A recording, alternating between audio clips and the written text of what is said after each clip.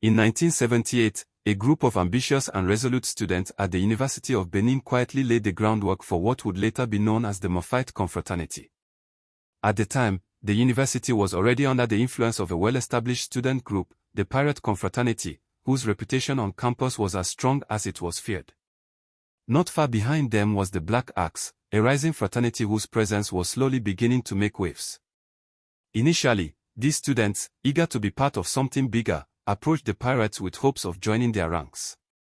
The Pirates, however, turned them away, leaving these determined young minds with no choice but to find a new path. Far from being discouraged, they observed the rise of the Black Axe, which, over time, had built a brotherhood that seemed to grow stronger with each passing year. But the students who would go on to form the Maphite had their own ideas. They didn't want to simply join an existing group, they wanted to create something entirely different. Something uniquely their own. While many other fraternities in the university sought to draw attention to themselves through flashy displays of power and influence, these students envisioned a group that would be the opposite. They dreamed of a brotherhood that would operate in secrecy, quietly and efficiently, without the need for public admiration or recognition. Their ambition wasn't to be the loudest or the most visible. Instead, they wanted to remain in the shadows, their influence felt only when necessary. The vision for the Maphite Confraternity was clear: it would be an organization that prized discretion above all else. They would never seek recognition, nor would they openly flaunt their power. Their goal was simple, yet profound: to be invisible to the outside world, to remain a mystery. Their actions would speak for themselves, and their legacy would be forged in silence.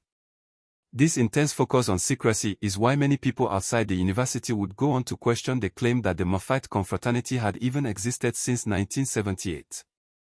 For years, the group's presence on campus was more myth than reality. While other fraternities made their influence known through public confrontations, loud gatherings, or acts of defiance, the Maphite quietly moved in the background, carrying out their plans with precision and caution. From the late 1970s through the 1980s and into the late 1990s, their existence remained almost entirely hidden from the public eye. Their actions, when they did choose to act, were carefully calculated. They would strike only when the time was right, and their targets were always chosen with great care. Rather than seeking out conflict, the Maphite responded to challenges quietly, without fanfare. If they were wronged, their response was swift but never made public.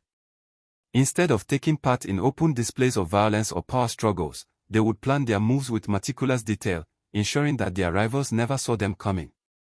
Over time, their silence became their greatest strength. The fact that few people truly knew the scope of their reach or their plans gave them a kind of protection that other fraternities lacked. While other groups garnered attention and stirred fear through their noisy actions, the Maphites' ability to remain unseen allowed them to move freely, building influence behind the scenes. The secrecy surrounding them created an aura of mystery, and their reputation spread through whispers, growing stronger with each passing year. It wasn't fear or spectacle that gave them power, it was their careful, strategic approach to everything they did. For decades, very few people knew about the Maphite Confraternity, and even those who had heard rumors often underestimated the true extent of their organization. Those who came across the name would dismiss it as just another myth, another story told to scare or intrigue. But the Maphite had been quietly shaping its own path, building a brotherhood that existed not in the public eye, but in the shadows, where it could move undetected and operate with absolute precision. Then, in the late 1990s, the world finally became aware of the Maphite Confraternity. It wasn't a boastful announcement or a grand display that revealed them to the broader public.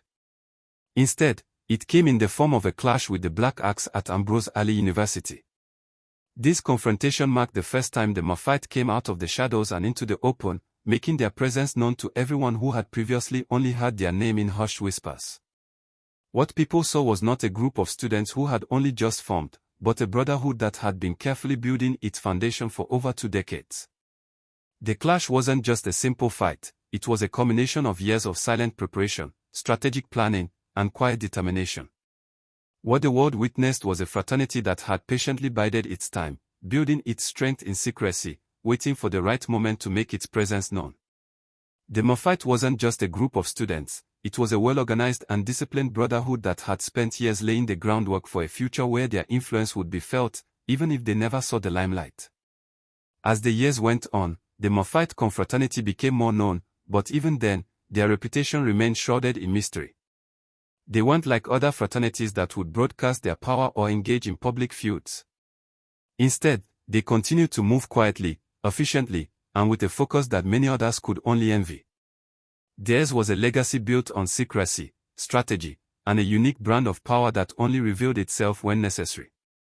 In a world where most groups sought attention, the Maphite had carved out a space where silence was not just a strategy, but a weapon in itself. By the 1990s, the Maphite Confraternity had begun to appear on multiple university campuses in Edo State. Their numbers had grown steadily over the years, and with that growth, maintaining complete secrecy became impossible. What had once been a small, almost invisible group was now noticeable, and their presence began to attract attention, not all of it friendly. Rival confraternities, particularly the Black Axe, who had by then become one of the most visible and influential groups across campuses in Edo State, started to take notice of the newcomers. The Black Axe viewed the Maphites as an emerging group trying to establish themselves, and they were determined to make the process as difficult as possible. Tensions gradually began to rise as both groups observed and tested each other. Initial encounters were subtle, intimidations, warnings, and small confrontations, but they set the stage for something far more significant. Ambrose Alli University, in particular, became a hotspot where the growing rivalry first erupted into open conflict. It was in 1998 that the Maphites first truly revealed the extent of their strength and organization. The events that unfolded were not sudden but rather the culmination of months of tension. A minor conflict had briefly escalated between the Maphites and the Black Axe at Ambrose Alli University, prompting an attempt at negotiation. A peace meeting was arranged, led by a Black Axe member known as Rotimi. Rotimi had a cousin named Dasen, who was a high-ranking member of the Maphites. Rotimi believed that Dasen's presence would ensure the meeting proceeded safely, and he, along with a few other Black Axe members including one named Lucifer, traveled to a Maphite-dominated territory to initiate the discussion. However, the meeting did not go as planned. Dasen, for reasons unknown, was absent, leaving Rotimi without his assumed protection. Unbeknownst to the Maphites, several Black Axe members had secretly brought firearms to the meeting, an action that violated the rules of negotiation. As the discussions began, the Black Axe members presented conditions to the Maphites that were seen as highly oppressive. Arguments quickly escalated. Tensions reached a breaking point, and in a display of force, the Black Axe members fired shots into the air, attempting to assert control before retreating from the meeting. Rotimi, however, stayed behind, trying desperately to find a peaceful resolution. But the Maphites, wary and vigilant, confronted him. During a search, a small firearm was discovered on him, confirming their fears. The situation turned tragic as the Maphites, in a moment of anger and retribution, tied him to a moving vehicle. The attack was brutal, and Rotimi lost his life. This tragic event marked the first major conflict in which the Maphites publicly demonstrated their presence and influence in Edo State. What had been a shadowy, secretive organization suddenly became known to the wider public. From that moment, confrontations between the Maphites and rival groups escalated, leading to a period of unrest across several campuses. Many lives were affected, and the conflicts left lasting scars on those who witnessed them. The story of this conflict serves as a stark reminder of the dangers of rivalry, secrecy, and violence. It also highlights the importance of choosing peace over confrontation. While the history of the Maphites is often told in terms of conflict and tension, it is equally important to remember that such paths come at a high cost to individuals and communities.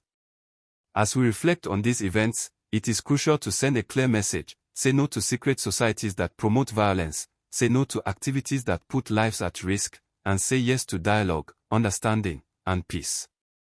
Conflict leaves scars, but peace builds legacies.